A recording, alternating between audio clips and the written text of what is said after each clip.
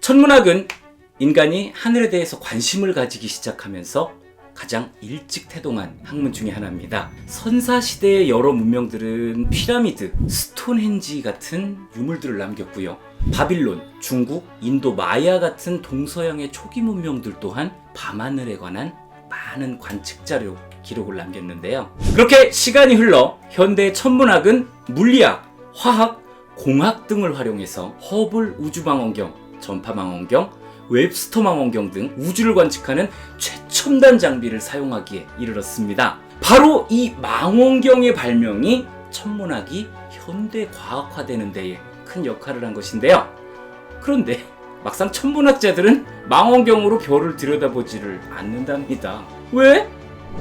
안녕하세요, 4월의 아빠입니다. 오늘 소개할 작품은 천문학자는 별을 보지 않는다 입니다. 2021년 출간되었고요. 출판사는 문학동네, 저자는 심채경, 페이지 수는 272페이지입니다. 오늘은 천문학자의 눈으로 바라본 세상과 천문학자의 일상, 그리고 천문학 지식이 함께 어우러진 천문학 에세이를 가지고 왔습니다. 라임 지렸고요. 저자는 무려 2019년 네이처가 달 착륙 50주년을 맞아서 미래의 달과학을 이끌어갈 차세대 과학자로 지목한 인물 심채경 씨입니다. 이 에세이라는 장르가 워낙 폭넓은 작가층을 가지고 있기 때문에 전문직에 관한 이야기들은 어렵지 않게 찾을 수가 있는데요. 이 너무 심하게 전문성을 띠는 경우에는 오히려 독자층이 좁아질 수도 있다, 이런 단점이 있습니다. 그렇다면 천문학 어떠세요? 요즘 별 볼 일 있으신가요? 도시에서는 이 밝은 조명 때문에 상대적으로 별이 잘 안 보입니다. 그런데 도심을 살짝만 벗어나도 반짝반짝거리는 별이 보입니다. 낭만 터지는 순간이죠. 얼마 전에는 나사에서 발사를 한 화성 탐사 로봇 퍼서비어런스의 착륙 소식이 전 세계에 대대적으로 보도가 됐는데요. 이게 만약에 사람들이 전혀 관심이 없는 분야였다라면은 이렇게까지 보도는 안 했을 겁니다.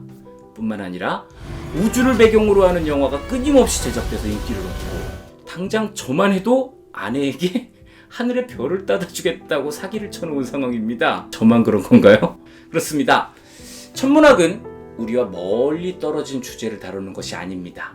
그럼에도 매우 어려운 학문이기는 하죠. 엄청난 이과적인 지식이 쏟아져 나오는데 그거를 업으로 하는 천문학자라는 직업 만만치 않겠죠? 그렇기 때문에 그 일에 대해서 간접 경험을 하는 것도 쉬운 일은 아닐 겁니다. 하지만 이 책은 어려운 학술 지식이나 전문 서적 이런 식으로 나온 책이 아니고 에세이로 쓰여졌습니다. 천문학자로서 이론을 논하는 것이 아니라 천문학자라는 직업을 가진 직장인의 이야기, 아이 엄마로서의 자녀에 관한 생각, 학생들을 가르쳤던 이야기, 자신이 이 직업을 선택하게 된 과거 이야기 등 지극히 사적인 이야기들을 털어놓은 것인데요. 덕분에 우리는 천문학자의 일상을 부담 없이 엿볼 수가 있게 됩니다. 사실 막연한 직업이잖아요. 무슨 일을 하지? 어디서 일하지? 그쵸? 그럼에도 한편으로는 전문성을 꽉 붙들고 있습니다. 앞서서 제가 소개한 이야기들이 대한민국을 대표하는 행성과학자가 알려주는 우주 지식하고 아주 자연스럽게 어우러진다는 것이죠. 이렇듯이 이 책은 천문학자라는 단어와 잘 어울리는 우주에 관한, 삶에 관한 다양한 사유를 담고 있습니다. 그러면 함께 책을 살펴보면서 어떤 이야기가 담겨 있는지 둘러보겠습니다. 개인적으로는 표지가 굉장히 마음에 듭니다. 복잡하지가 않고 굉장히 심플한 구성인데요. 신기한 점은요, 요거를 한 겹 벗겨내면 전혀 다른 색상의 표지가 나타난다는 점입니다. 이것도 색깔이 예쁘죠? 그리고 여기에도 별이 나타나고 있습니다. 뭐라 그럴까요?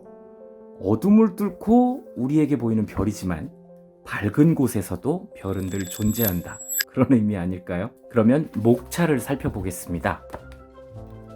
총 4개의 장으로 구성이 되어 있고요. 프롤로그와 에필로그가 있는데요. 각 장의 제목은 대학의 비정규직 행성과학자, 이과형 인간입니다. 아주 짧은 천문학 수업, 우리는 모두 태양계 사람들. 뭐랄까요? 전문적인 이야기와 사적인 이야기 사이를 왔다 갔다 하고 있는 걸로 보이는 제목들입니다. 책 속에도 텍스트가 검정색과 주황색으로 같이 구성이 되어 있어요. 덕분에 깔끔한 구성을 보여주고 가독성도 좋습니다.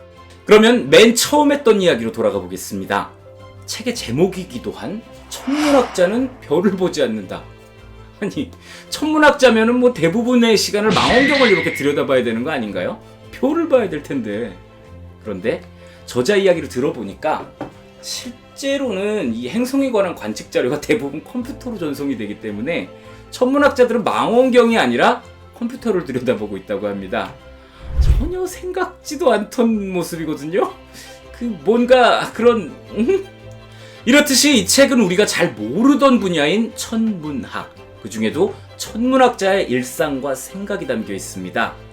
저자는 학창시절에 지구과학 수업 시간에 등장했던 이론에 매료돼서 천문학에 빠져들었다고 합니다. 그래서 이과를 전공하게 됐지만 실제로는 자신이 이과에 가게 될 거라는 생각도 못했을 만큼 글쓰기와 독서를 즐겼다고 해요. 그리고 이과생이 되어서도 독서를 멈추지 않았다고 하는데요.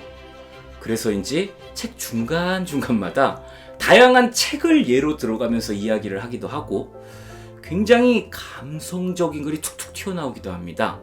특히나 우주와 부모 자식의 이야기를 어이없을 정도로 잘 짜맞춘 파트가 있습니다. 제가 크게 공감을 한 부분이기 때문에 그 부분을 소개해드리겠습니다. 우주탐사선 보이저 1호는 1977년 지구를 떠나서 우주로 날아갔습니다. 그리고는 오랜 시간을 비행을 하면서 수많은 우주관측 자료를 지구로 전송을 했는데요. 그렇게 자신의 임무를 다하고 해왕성을 지나 태양계를 떠나려던 차에 카메라 방향을 돌려서 지구의 모습을 촬영해서 전송을 했고요. 그리고는 다시 멀고 먼 우주공간으로 날아갔습니다. 이 보이저 1호가 전송을 한 지구 사진은요, 너무나도 흐리고 창백한 모습이었다고 하는데요. 이 사진은 창백한 푸른 점이라 명명됐습니다. 저자는 이 창백한 푸른 점에 대한 이야기에 이어서 유치원에 다녀온 아이가 노래를 부르는 이야기를 꺼내는데요. 아이가 부른 노래의 제목은 나는 우주비행사.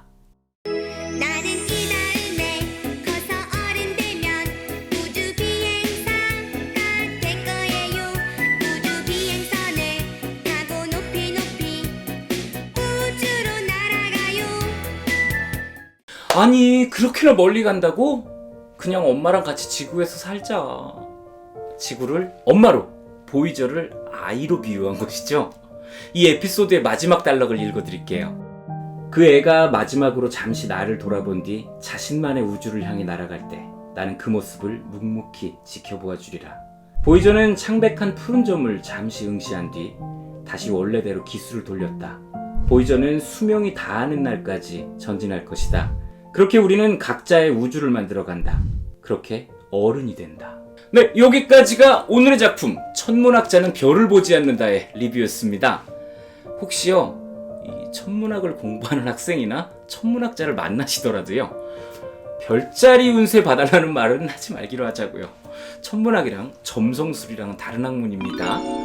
저는 또 다른 작품으로 여러분을 만나러 오겠습니다. 즐겁게 감상하셨다면 구독, 좋아요, 알림 설정까지 꼭 부탁드리겠습니다. 감사합니다.